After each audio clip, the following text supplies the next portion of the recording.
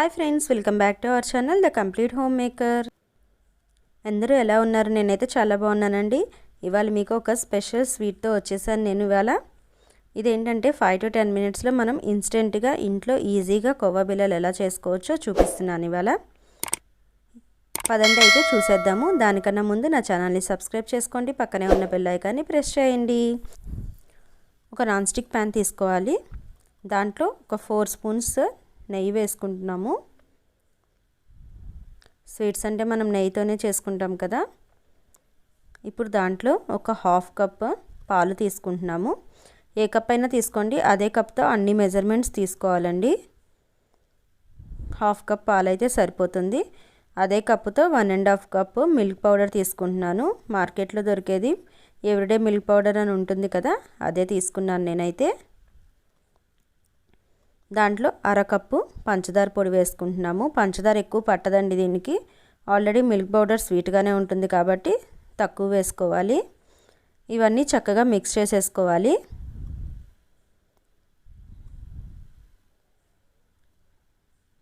ఈ స్వీట్ అయ్యే వరకు కొంచెం మిక్స్ చేసుకుంటూనే ఉండాలి, ఎందుకంటే అడుగంటిపోతుంది కాబట్టి దగ్గరే ఉండి మిక్స్ చేసుకుంటూ ఉండండి. మొత్తం అయితే మిక్స్ అయిపోయింది. ఈ మిశ్రమం అంతా చక్కగా దగ్గర పడే వరకు కలుపుకుంటూనే ఉండాలి. 5 నుంచి 10 నిమిషాల లోపు అయిపోతుంది.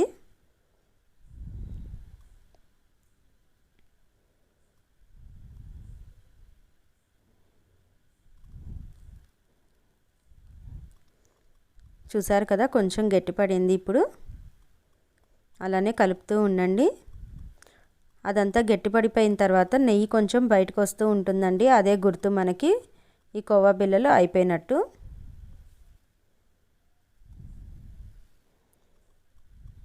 చూసారు కదా, ఇంకా కొంచెం దగ్గర పడింది. ఇది ఒకసారి కలిపేసుకొని మనమైతే దీంట్లో ఇలాచీ పౌడర్ వేసేసుకుందాము. ఒక హాఫ్ స్పూన్ ఇలాచీ అయితే సరిపోతుంది. ఇలాచీ బాగా చక్కగా పొడేసేసుకొని పెట్టుకుంటే ఇట్లాంటి స్వీట్స్ చేసుకునేటప్పుడు ఈజీగా వేసుకోవచ్చు. ఇది మిక్స్ అయ్యే వరకు ఒక్కసారి కలిపేసుకోవాలి. చూసారు కదా, గిన్నెకి బయటకు వచ్చేస్తుంది. అదంతా గిన్నెకి అంటకుండా ఉండాలండి.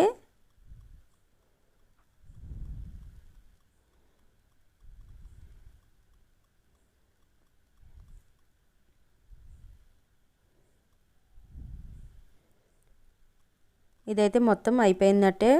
ఇప్పుడు నెయ్యి వదిలేస్తుంది. చూసారు కదా, ఇదే గుర్తు మనకి మనం స్వీట్ అయిపోయినట్టు.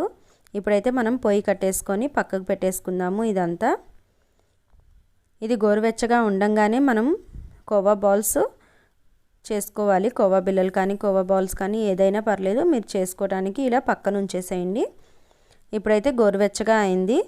నేను అట్లనే కోవా బిళ్ళలు చేయడానికి నెయ్యి రాసుకొని బిళ్ళల్లాగా చేసుకుంటున్నాను. ఇదేంటంటే అట్లానే చేసేస్తే చూసారు కదా, ఇలా క్రాక్స్ వస్తాయి. అది చూపించడానికి ఫస్ట్ది నేను అలా చేసి చూపిస్తున్నాను. అలా రాకుండా ఉండాలి అంటే ఒక చిన్న టిప్ చెప్తానండి. ఒక ప్లెయిన్ గిన్నె తీసుకొని స్మాష్ చేసుకుంటూ ఉండాలి. మీ దగ్గర స్మాషర్ ఉన్నా కూడా పర్వాలేదు, దాంతో చేసుకోండి. ఇది అందరి దగ్గర అవైలబుల్ ఉంటుంది కాబట్టి నేనైతే దీంతో చూపిస్తున్నాను. ఇలా చేసుకుంటే ఏంటంటే మనం చేసుకున్న మిశ్రమం అంతా మెత్తగా అయ్యి కోవా బిళ్ళలు బాగా వస్తాయి అన్నమాట. చాలా సాఫ్ట్గా వస్తాయి. మనకు బయట దొరుకుతాయి కదా కోవా బిళ్ళలు, అలానే సాఫ్ట్గా అవుతాయి. చూసారు కదా, ఇందాక పిండికి ఇప్పటికి తేడా తెలుస్తుంది కదా మీకు. ఇప్పుడైతే చేతికి నెయ్యి రాసేసుకొని కోవా బిళ్ళల్లాగా చేసేసుకుందాము.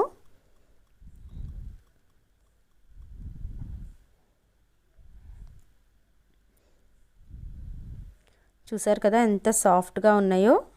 నోట్లో వేసుకుంటే కరిగిపోయేంత సాఫ్ట్గా ఉంటాయండి ఇవి. చాలా ఇష్టపడతారు పిల్లలు కూడా. చాలా తక్కువ ఇంగ్రీడియంట్స్తో ఎంతో ఈజీగా 5 to 10 మినిట్స్లో మనం చేసేసుకోవచ్చు ఇది.